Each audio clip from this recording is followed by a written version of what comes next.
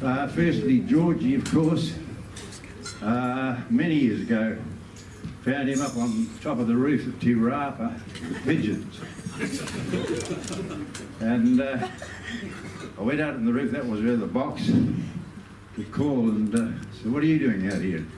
"I want to be a race caller." "Oh yeah, that's right." So I said, "You better come in and keep warm." So he came in and played a few of his tapes, and yeah, he was not bad for a married from the freezing works next door.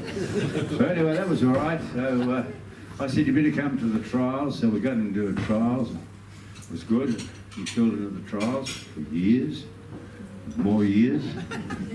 I sent the tapes off to Wellington and kept coming back, but oh yeah, he's all right, but he sounds like a Maori.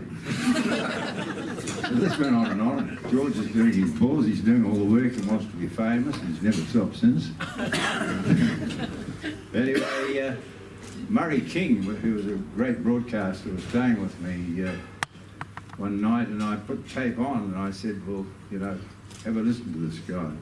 I said, "What's wrong with him?" And he said, "Nothing." He said, "He's got a bit of a silent R." I said, "Well, all Maoris have that." He said, "Is he a Maori?" I said, "Yeah." So he said, "No, we can fix him up." And they sent him off to somebody, cut his tongue or something. He became a crawler, and so I go back for a job now, and I can't go because I can't speak bloody Maori. Nice to meet you, and congrats on the 40 years out in the sand dunes. Yeah. Before we get into to some reminiscing, Keith, Kim Colworthy here too, ladies and gentlemen. Kimbo, your association, not only with racing but also with this area, goes back a fair way as well. Well, yes, it does, George, and it's a pleasure to be here. And I'd like to reiterate Colin and Trevor's apologies. Both of them have been great stalwarts for the club, wonderful people, and Gillo especially, he's very sorry he can't hear. He's had an eye problem and he's gone in today to get it fixed up. No, my association with the North is, well, it's more so now because I'm trying to filter back here via Dargaville. Now, just while I'm on it, I wanted to remember what our patron was talking about. It was exactly what happened, but you people that know me know that I'm absolutely squeaky clean, and I had to go to a wedding on that Saturday, that famous Saturday, when Les was fined $50, and we had given the horse away to a very good friend of ours the night before. Some of his progeny are about here today, but there may have been a little bit of cattle podder involved, but I do know that the horse went out without a cover because we took the cover off him, and I said to this gentleman who we donated the horse to, "I want the head on the lead back too, please." And he was in Bob Tate's paddock, pouring with rain with no cover on, when we were all down getting drinks and getting the weights for the Saturday, and they decided they might run him. And I actually was at Waipu when I listened to it on the radio, and was quite pleased I wasn't there. And I do apologise. I'll save up the $25 out of the pension, Les, and I will forward that to you.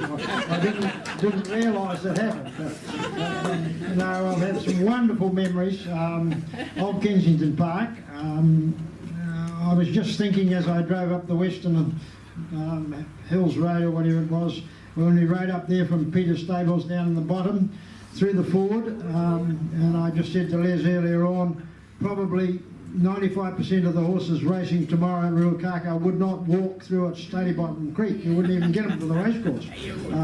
So that's how much things have changed in 50 or 60 years. But it's a pleasure to be here, and I do wish the club all the best.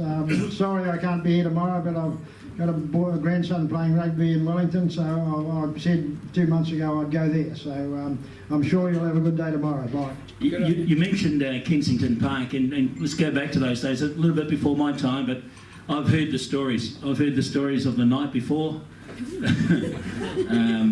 You're all squeaky clean living sort of people that you were, but yeah, alcohol was involved. The odd game of cards was involved, and you had quite a few of those folklore stories. Names like Baggy Hillis would come to mind very, very quickly. Bobby, come on. Yes, well, you know, the 2-day meetings, they were huge, and a lot of the horses raced both days. Some of them raced twice a day. It was, the weights came out, acceptances on Friday night, so there was a big session at Lofty's while we were waiting the weights, and then we all went down to the secretary's office and we got the fields, and then I suppose we went back to Lofty's, I'm not sure, but and then we went to the races straight from there, just about. Yeah, next day. Were you involved at Kensington Park as a race caller, Holly? Yeah, very much so. I had a bright idea to be a race caller, a bit like you, Georgie, and nowhere to go. Didn't know because I was a barber in up here at the time. And the guy at the radio station, I said, how do you become one of these? And so anyway, he said, you'd have to go and do a tape of the race. And of course, Reg Clappy used to call the races Kensington Park on Friday, Saturday. So I went up and sat up on the roof and called a race. Took it back down to play it for this guy. And all we could hear was bloody Reg Clapp going all the time because he had a huge big voice. And with the microphones as well, there was nothing came out. So the next day, and my old dad was an old drover, and he just liked to go to the races, get pissed and fight and bet. Because you never did that, eh, Hobby? No.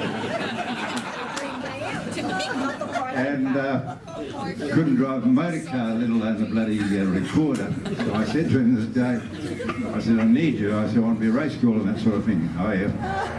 I said, I want you to come up and hold this bloody tape recorder, and I'll get the binoculars, borrowed some, and I had the mic, and I said, I want you to go boom like that when it's time to go.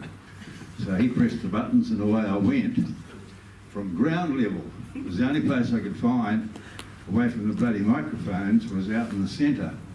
So I was on ground level, calling them, standing up with old Viv, with the bloody recorder. And I'll never forget two Royal Fair Admiral Donington. There was a nose in it, I'm not quite sure which way, but I got it right because they were fierce competitors. Old Grumpy Fiddleston owned one and Bobby Tate the other. And that's the first call ever did, so that's where I started off.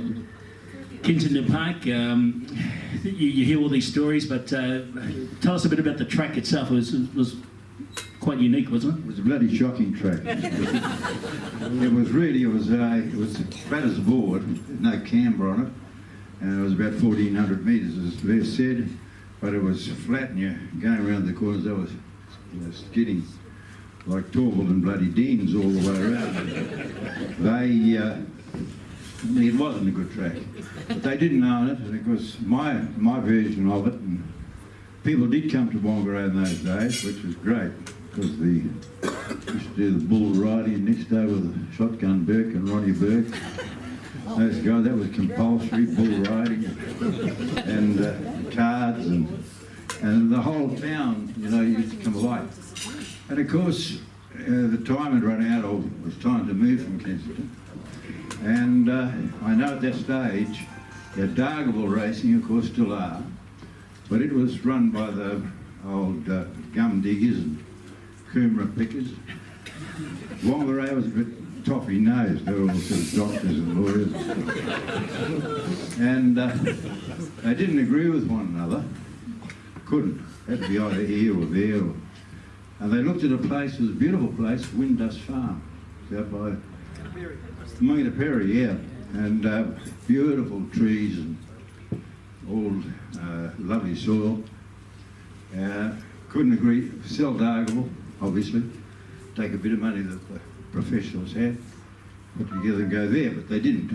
They went place out in the sand dunes, where we are today. Great thinking when you think about it now, because when he's going to get you a port there, and it's going to be worth a lot of money.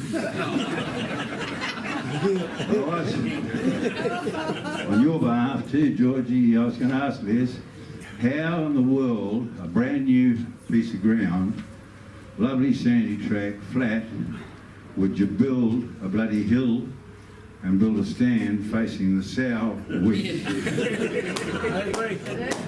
Unbelievable. How they didn't put the bloody thing with the horses in the back. I've often sat in commentary boxes around the bloody world exactly thinking that too, Hobby, you're dead right, because the wind comes straight into where everybody's sitting in the grandstand, and the rain comes straight into that. It's the coldest. Every racecourse I've been on has got that problem. So next time we're going to build a racecourse, if we're ever alive to see it, hopefully they'll ask us experts and we'll tell them which side to put the bloody grandstand on.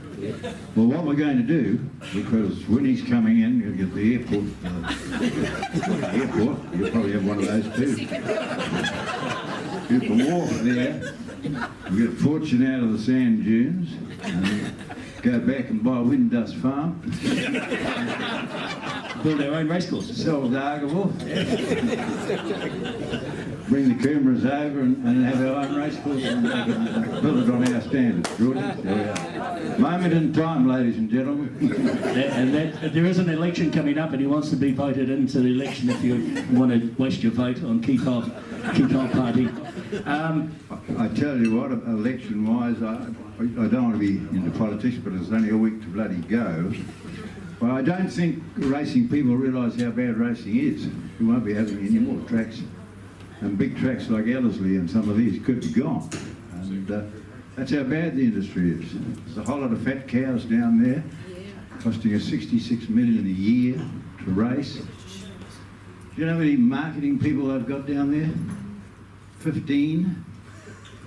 15 of them can't work out that, you know, the poor old ladies and old blokes and silly old fellas like ourselves need phone betting. They cut out phone betting, sack 41 nice ladies, which would cost a third per person as the 15 marketing bloody ladies. Cut them out so we can't bet. Do you know what it's costing New Zealand racing turnover? $9 million a quarter since they stopped phone betting. 9 million, that's 36 million can go into the coffers for a start.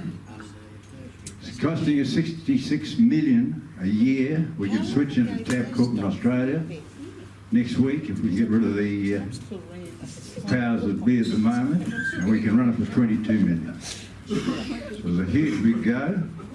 National has done nothing ever in their lives for racing. Labor wouldn't even know the races were on. And I'll give it to Winnie. When he went in, sure, he supped a few of the Vela boys' bottles of fine wine and probably got a nice broodmare somewhere from Hogan. But at least he injected money into the racing game. If we don't get somebody down there and fix racing, we're fucked.